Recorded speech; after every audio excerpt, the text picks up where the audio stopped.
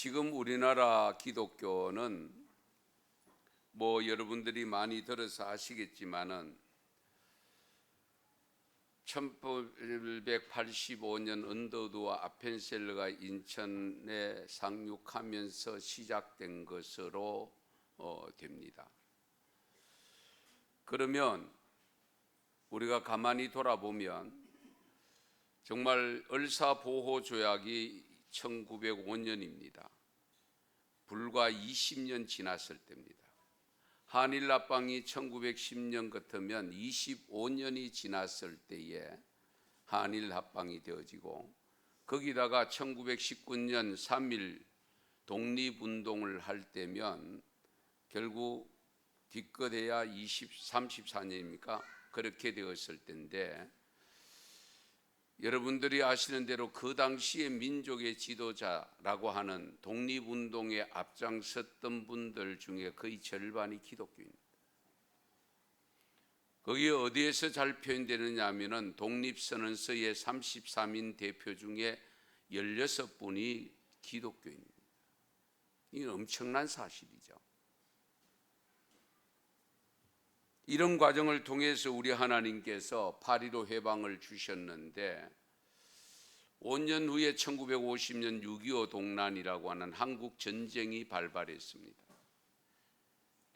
그렇게도 염원해서 하나님께서 우리를 해방시켜 주셨는데, 무엇 때문에 한국 전쟁, 남북이 민족 간의 상잔을 일으키게 만드셨고, 무엇 때문에 그런 엄청난 희생이 따르는 전쟁을 치르게 하셨는가? 그 당시 여러분 잘 아시는 대로 한국의 예루살렘이라고 불렀던 곳이 평양입니다. 평양 신학교가 되어서 7분의 목사님을 배출했습니다. 그리고 1907년도에는 평양 대부흥 성령운동이 일어났어요. 대부흥운동이. 그래서 민족의 지도자를 배출했고, 나라가 어려울 때에 해방을 갖고 오게 만들었고, 그런데 왜 5년 만에 한국 동란이라는 엄청난 전쟁이 일어나서 수많은 희생자를 배출하고 지금까지 독립된 지 70년이 넘도록 아직도 하나 되지 못하고 세계 유일하게 영토가 나누어져 있는 대한민국 한반도가 되었을까? 우리가 그 이유가 무엇인지 궁금하지 않겠습니까? 이런 상황 속에서 이것을 해결할 수 있는 방법은 없을까? 한반도에서 벌어지고 있는 긴장감이 사실 그 어느 때보다도 높은 것도 현실인데, 이제 대한민국 사람들은 워낙 많이 겪어가지고 걱정 없이 살아요. 외국인들이 보면 놀랄 정도입니다. 저렇게 태어날 수가 있나? 상황을 보면 그게 아닌데, 지금 핵실험 한다고 야단 법석을 지키고 우리 공해상을 향하여 로켓이 올라가다가 떨어지기도 하고, 그리고 북한이 요동치는 현상을 여러분들 알고 계십니까? 어쨌든 이런 상황 속에 놓여 있는 이 한반도에 통일을 가져올 수 있고, 저 북녘 땅에 정말로 한국의 예루살렘이라고 일컬었던 평양에 다시금 십자가가 놓이고 교회가 세워지는 역사가 언제 올 것인가? 어떻게 하면 될 것인가? 우리가 말씀 속에서 해답을 찾으려고 하면 이와 비슷한 길을 걸었던 이스라엘 백성들의 삶을 보면 해답이 나옵니다. 정말 이스라엘 백성들과 우리 대한민국은 유사한 것이 너무 많습니다. 이스라엘 백성들이 겪었던 상황을 볼 때에 역대하 7장 19절에서 22절 말씀에 보면 이런 것이 기록되어 있습니다.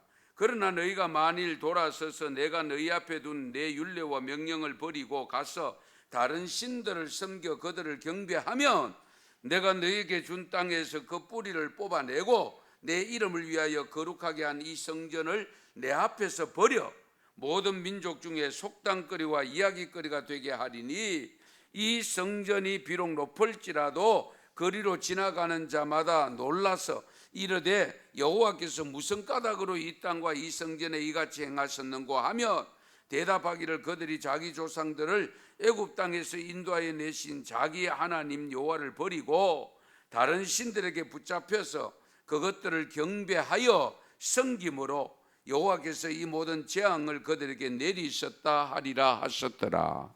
할렐루야. 사실 그렇잖아요. 이스라엘 백성들 생각해 보세요.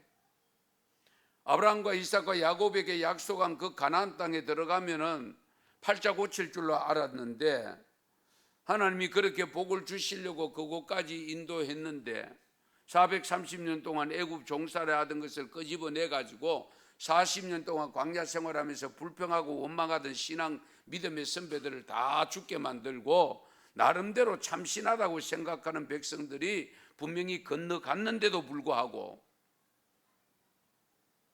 바빌론 포로 70년 생활하잖아요. 그렇게 된 배경이 방금 읽은 본문, 우리 역대하 7장에 있는 내용의 말씀입니다. 여호와께서 무슨 까닭으로 이 땅과 이 성전이 이같이 되었는고? 라고 사람들이 이야기할 때에 애굽에서 출애굽시켜서 하나님께서 복을 주셨는데 그들이 하나님을 제대로 섬기지 아니하고 그러므로 말미암아 높이 세웠던 성전까지도 무너뜨렸다.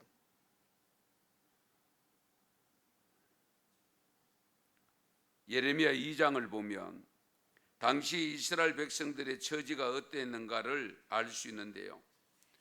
요약하면 이렇습니다. 초막을 동산처럼 헐어버렸고 제단을 버리셨다고 했습니다. 하나님이 받으시는 제사를 드리는 제단을 버리셨대요. 궁전의 성벽들이 원수의 손에 넘어갔고 왕과 지도자들이 포로로 잡혀가고 완전히 조롱거리가 되어버렸다고 했습니다. 늙은이와 젊은이가 다 길바닥에 엎드러졌고요. 처녀들과 청년들이 길에 쓰러졌고 기근이 얼마나 심했는지 차라리 전쟁에 죽는 것이 낫겠다. 왜냐하면 굶어 죽으면 시름시름 죽잖아요. 전쟁에 죽으면 단번에 죽잖아요. 그러니 차라리 전쟁에서 죽는 것이 낫겠다. 어른들이 자식을 삶아 먹었다고 기록합니다. 성경에. 얼마나 배가 고팠으면 자식을 삶아 먹어요. 자식들에게 내 것을 삶아 먹으라고 내어줄 부모 같은데 그런데 그렇게 하지 않습니다. 왜 그렇게 했을까? 자식들이 일찍 죽거든요. 예. 뿐만 아니고 제사장들과 선지자들이 성소에서 죽임을 당하는 등 엄청난 재난을 겪었다는 기록이 있습니다. 지금 북한의 실정, 오늘 우리가 군선교주의를 지키고 다음은 북한 선교주의로 지킵니다만 북한을 선교하려고 하면 우선은 북한을 바로 알아야 됩니다. 2006년도 시간이 좀 지났습니다마는 5월에 발간된 책 벼랑에선 북한 생존의 길이란 책이 나왔는데 그 책 내용을 보면요, 전반부에는 핵과 위조 지폐 그리고 마약 밀매 등의 문제를 다루고 있습니다. 북한이 핵 보유하는 것과 그에 따른 국제적 압력 등으로 인해서 한반도의 위기가 올 것이라고 이미 그 책에서 예고해 주고 있습니다. 뿐만 아니고 한미 간의 갈등 관계를 노출시킨다고 이미 예언을 했고요. 마지막 그 책 8장에 보면 북한의 종교 정책과 기독교 실상을 다루고 있는데 북한에 과연 종교가 허용되느냐? 교회가 있는 것, 그거 전부 다 거짓된 것이다. 어떤 일이 있었는가 내가 평양에 교회가 있었다고 하니까 너무 좋아서 성도 한 분이 평양을 찾아갔대요. 그 찾아간 것이 문제가 되고 화근이 돼가지고 결국 붙잡혀 가서 실형을 당합니다.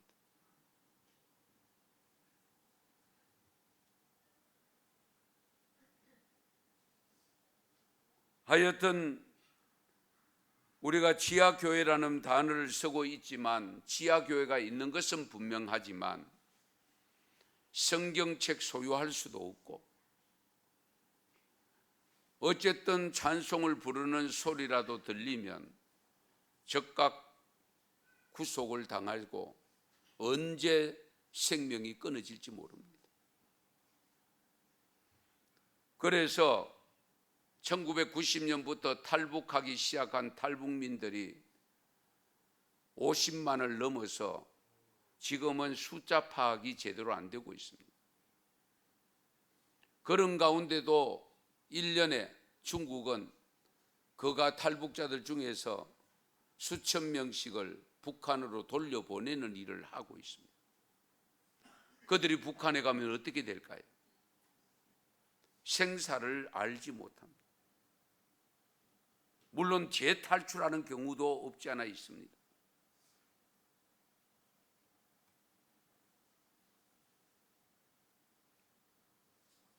(1990년대) 되었을 때에 북한에서 선전하기를 중국은 먹을 것도 없고 거기는 내전이 일어나고 그렇다고 북한 주민들에게 했는데 탈북을 해보니까 자동차도 많고 텔레비전도 많고 먹는 것도 자기들보다 훨씬 더 잘 먹고 그들이 먹다 남은 부스러기 먹어도 북한에서 먹는 것보다 더 잘 먹고 이 소문이 북한에 들어가기 시작하니까 탈북자가 계속 증가한 거예요. 생명 걸고 탈북을 하는 거예요.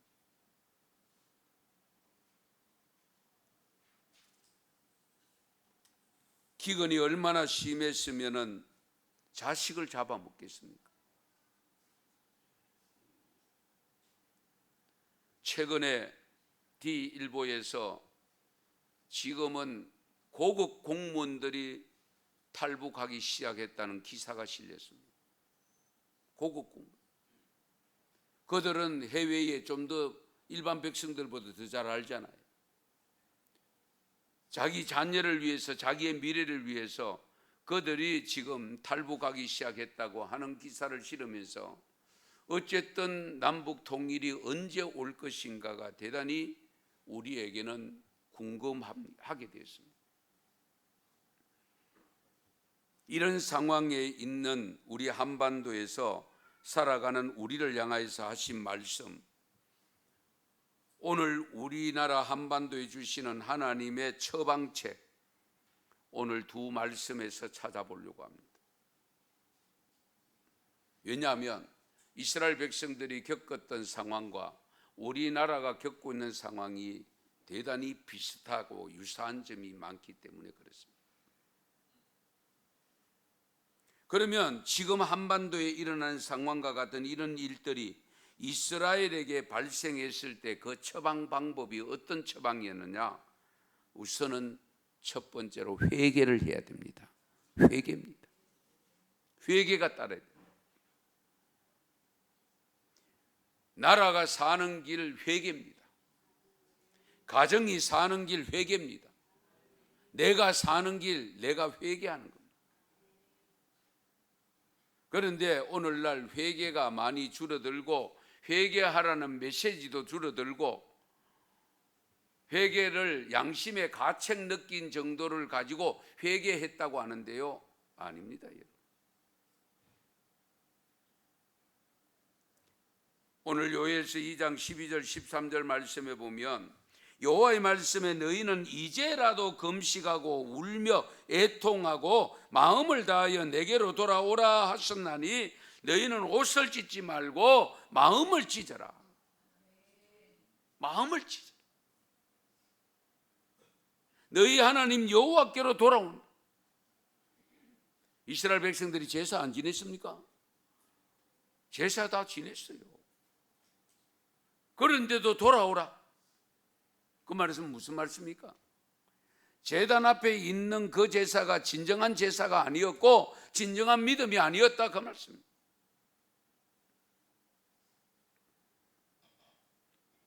돌아오기만 하면 어떻게 하느냐? 그분은 은혜로우시고 자비로우시고 노하기를 더디하시고 인애가 크신 분이기 때문에 뜻을 돌이켜 재앙을 내리지 아니하신다라고 말씀합니다. 사도행전 3장 19절에도 이런 말씀이 있습니다. 그러므로 너희가 회개하고 돌이켜 너희 죄 없이 함을 받으라. 이같이 하면 새롭게 되는 날이 주 앞으로부터 이를 것이요. 회개하고 돌이켜 죄 없이 하면 새롭게 되는 날이 주님 앞으로부터 온다. 우리가 회개를 하되 모든 백성이 해야 됩니다. 나 한 사람도 중요하지만은 민족이 살기 위해서는 민족이 회개를 해야 되고 가정이 살기 위해서는 가족 모두가 회개를 해야 됩니다.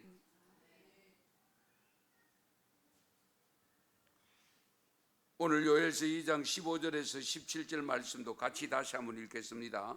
너희는 시온에서 나팔을 불어 거룩한 금식일을 정하고 성례를 소집하라. 백성을 모아 그 모임을 거룩하게 하고 장로들을 모으며 어린이와 젖 먹는 자를 모으며 신랑을 그 방에서 나오게 하며 신부도 그 신방에서 나오게 하고 여호와를 섬기는 제사장들은 낭실과 제단 사이에서 울며 이르기를 여호와여 주의 백성을 불쌍히 여기소서. 주의 기업을 욕되게 하여 나라들로 그들을 관할하지 못하게 하옵소서. 어찌하여 이방인으로 그들의 하나님이 어디 있느냐 말하게 하겠나이까 할지어다. 아멘.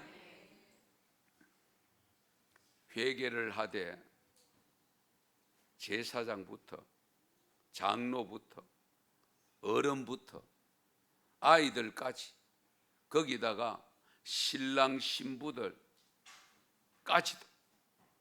그러니까 예외가 없습니다.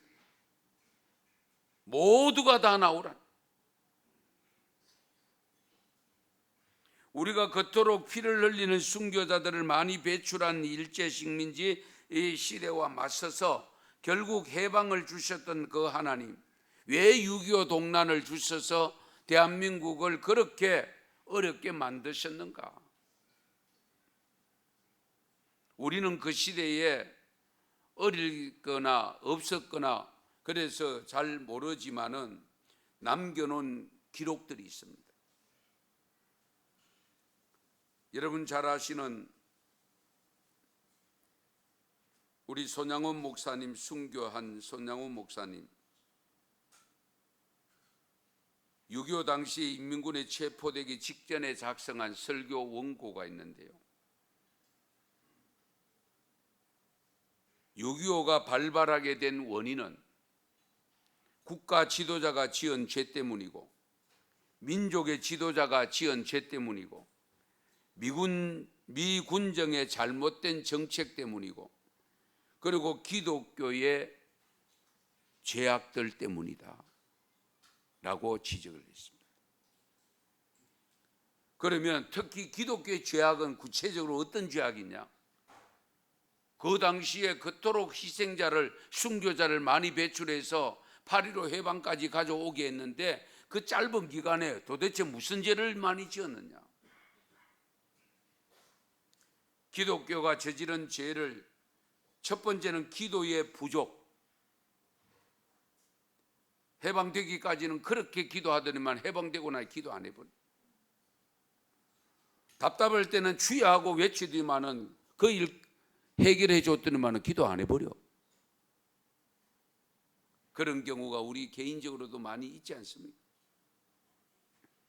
그리고 우상 숭배를 회개하지 않고 계속 우상 숭배를 한 점, 그리고 의인을 몰아낸 점, 목사들이 변질되었고 기독교 성도들이 추태를 부렸고 하나님의 말씀을 변경한 신학자들이 문제가 되었고 노예 총회의 분쟁, 이런 것들이 기독교인들의 죄악으로 지적을 하고 있습니다. 지금 이 지적을요 오늘 우리들의 현실과 똑같습니다.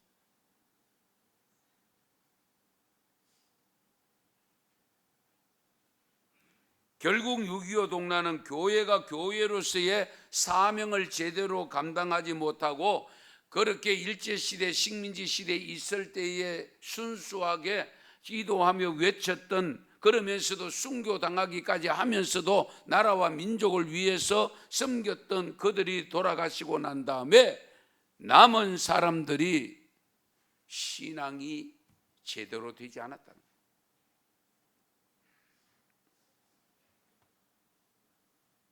그래서 2006년도 대한예수교 장로회 우리 교단의 평양노회가 2006년 4월 12일에 노회를 남양주시 동화고등학교에서 가지면서 신사참배 결의와 주기철 목사님의 순교와 관련해서 참회 예배를 드린 적이 있습니다. 그 주기철 목사님을 파면시켰어요. 어처구니 없게. 그래서 그 당시에 67년 만에 복권을 시켰습니다.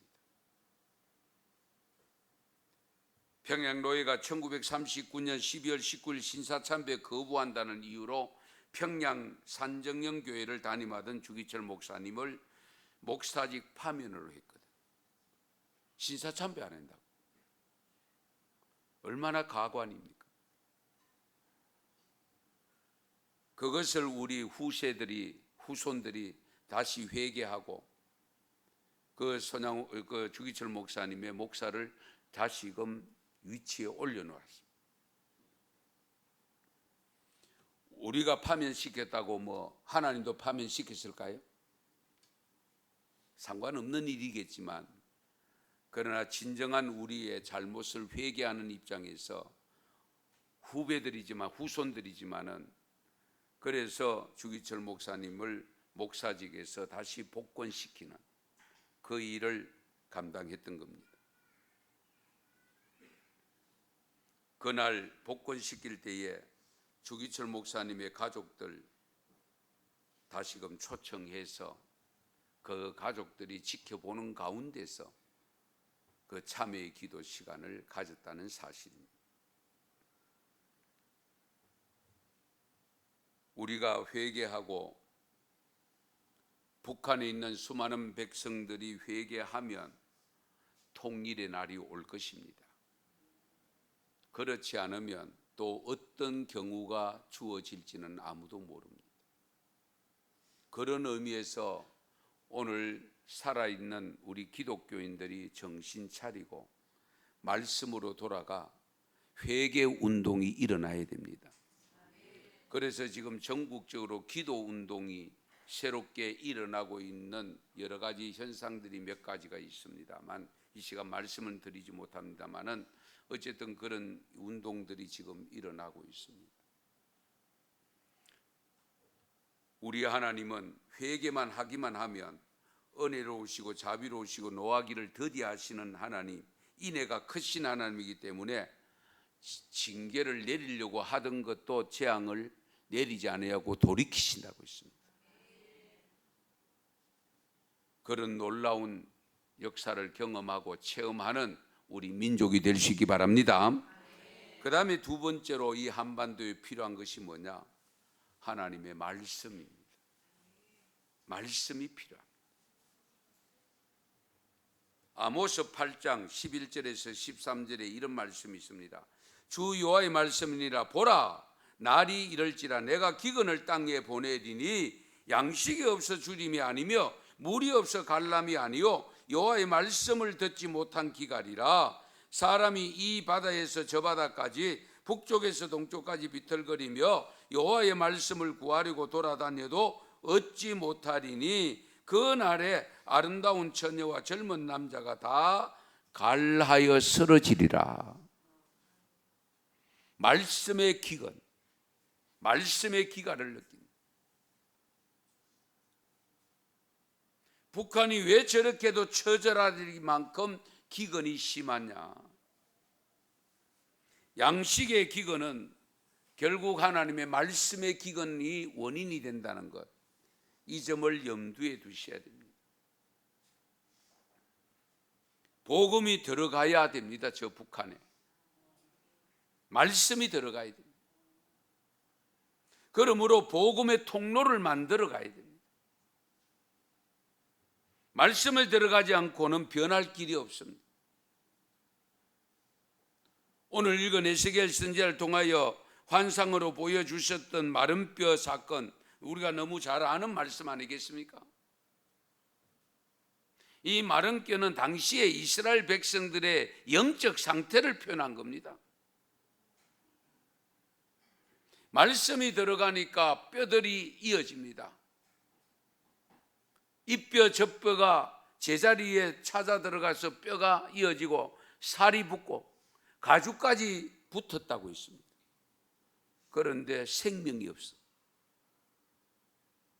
그 생명이 없는 그 생명을 회복시키는 데는 성령을, 영을 불어넣었어요. 사방에 있는 영을 초청해라. 영이 들어가니까 살아서 군대가 되었다고 했습니다.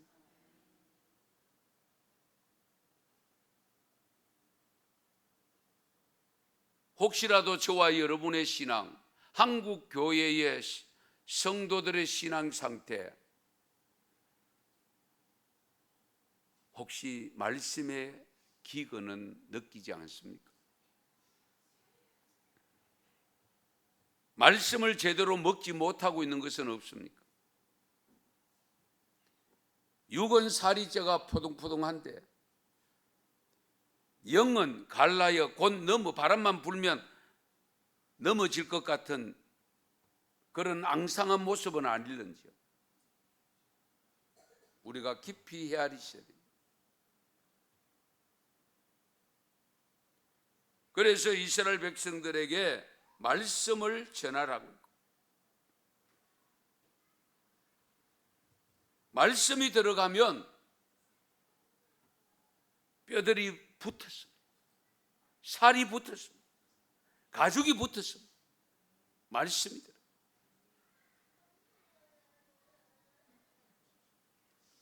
말씀이 들어가면 불가능이 가능으로 변하고 죽음에서 생명으로 이어집니다. 로마서 4장 17절에 보면 우리가 믿는 하나님은 죽은 자를 살리시며 없는 것을 있는 것으로 부르시는 분이라고 했습니다. 개인 신앙도 마찬가지입니다. 어쨌든 말씀이 들어가야 돼요. 시편 19편 7절에 보면 하나님의 말씀이 영혼을 소성케 하신다고 했습니다. 하나님의 말씀이 영혼을 소성케 한다. 복음이 생명의 말씀이잖아요. 말씀은 살아있어서 운동력이 있어서 심령과 골수를 찔러 쪼개기까지 한다고 했습니다.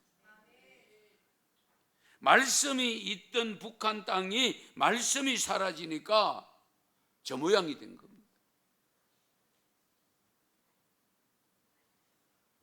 다시 회복하기 위해서는 반드시 하나님의 말씀이 들어가야 되고 그 말씀을 받아들이는 성도들이 변화되어져야 저 북녘 땅 삶 전체가 회복이 됩니다.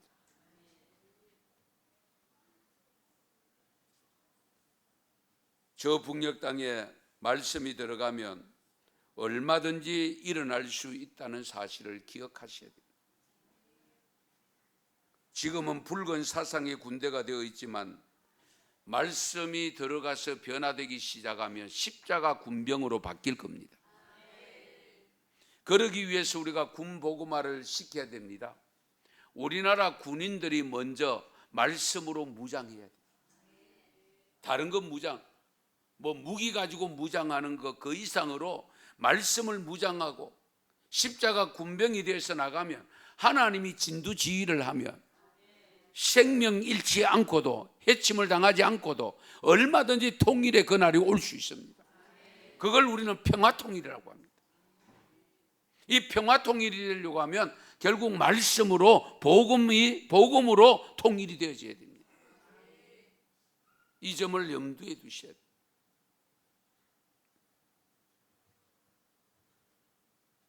우리 하나님은 이스라엘 백성들 40년 동안 광야 생활에서 농사 짓지 아니해도 먹고 사는데 지장이 없었습니다. 만나와 메추라기로 먹였습니다. 그래서 우리는 떡으로만 사는 것이 아니고 여호와 입에서 나오는 말씀으로 사는 사람들입니다.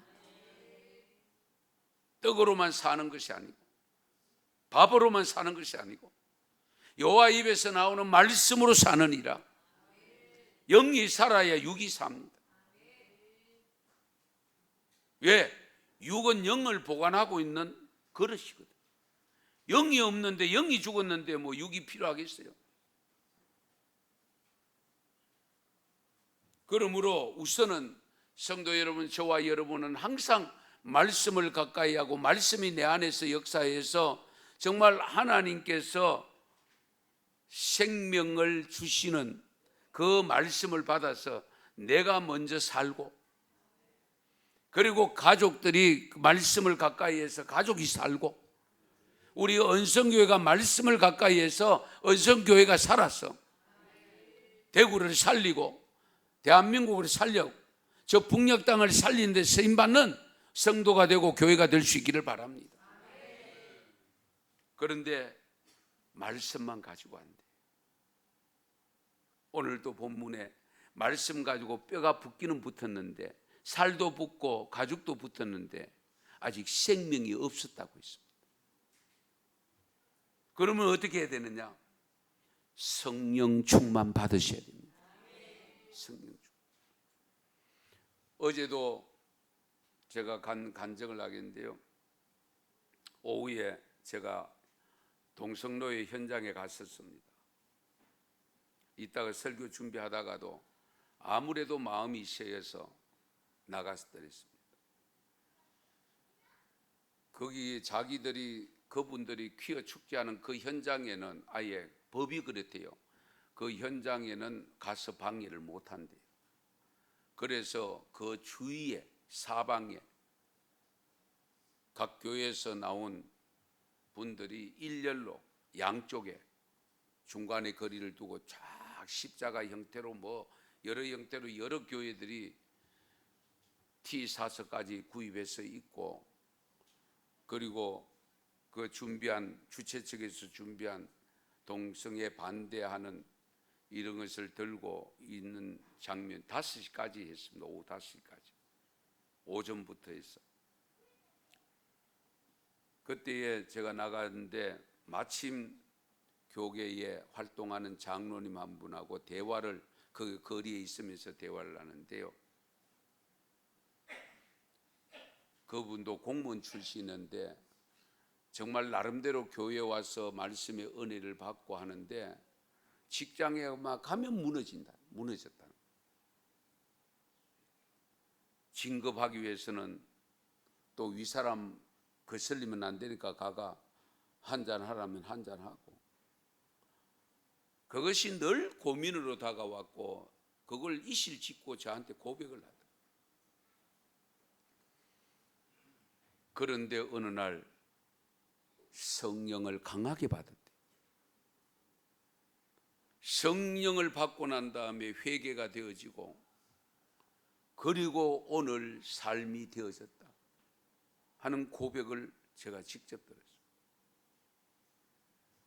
그래서 제가 그때로서 여러분에게 이미 자주 종종 말씀드렸지만은, 말씀 들은 거 배운 거 가지고 있으면은요, 그것만 가지고는 절대로 새 사람이 되기 어렵습니다. 오늘 마른 뼈들이 말씀을 듣고 살이 붙고 그 주까지는 붙었는데 생명이 없었다고 했잖아요. 그렇게 됩니다. 오히려 말씀을 많이 하면 비판의식만 생깁니다. 알거든 알거든. 그러니까 비판이 생깁니다. 거기에 반드시 들어가야 될 것이 뭐냐? 성령을 받으셔야 됩니다. 성령. 오늘 예수께서의 말씀이 그 말씀입니다. 그래서 온 사방에 있는 영을 불러 모아서 거리로 들어가라 해라. 들어가니까 살아있는 생명체가 돼서 군대가 되었다. 에스겔 골짜기의 군대가 되었다. 이 한반도의 군대가 되기 위해서는 반드시 성령이 충만해야 돼요. 한국교회 성도들이 성령이 충만해야 돼요. 이 점을 아셔야 돼요. 왜? 성령이 내 속에 들어와 있을 때에 내 말씀이 능력으로 역사하게 됩니다. 그렇지 않으면 베드로같이 그렇게 됩니다. 3년 동안 따라다녔던 경험, 이적과 기적을 본 산 체험, 그 정도 되면 예수님을 부인할 수 있겠어요? 그런데 부인했잖아요.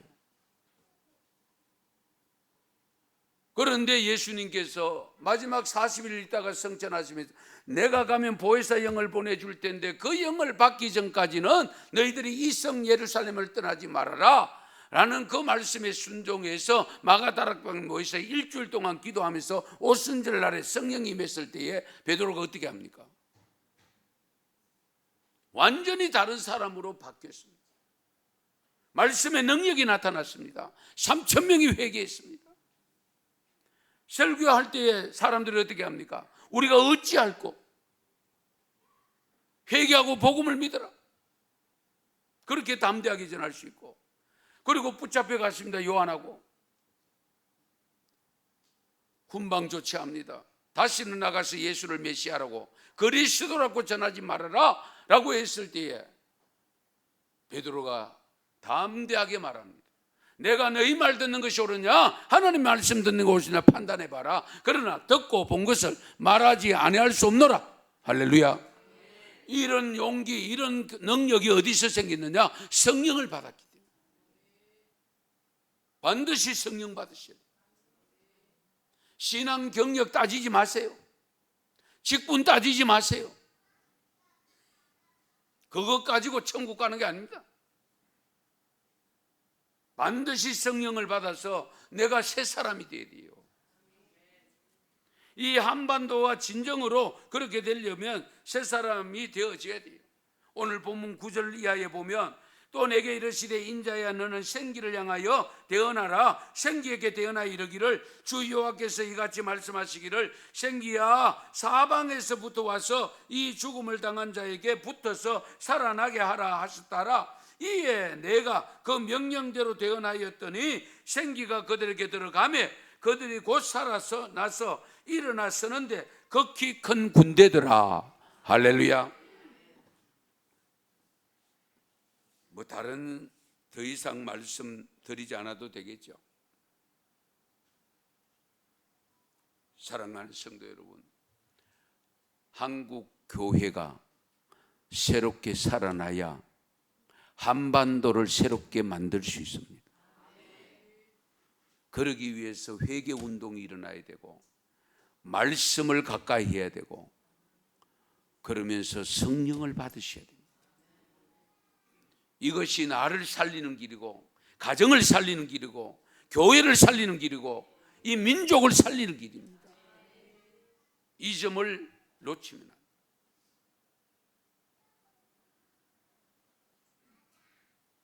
잠언서 24장 11절에 이런 말씀이 있습니다. 너는 사망으로 끌려가는 자들을 건져주며 사륙을 당하게 된 자를 구원하라. 할렐루야. 사망으로 끌려가는 자들을 건져주라고 했습니다. 살육을 당하게 된 자를 구원하라.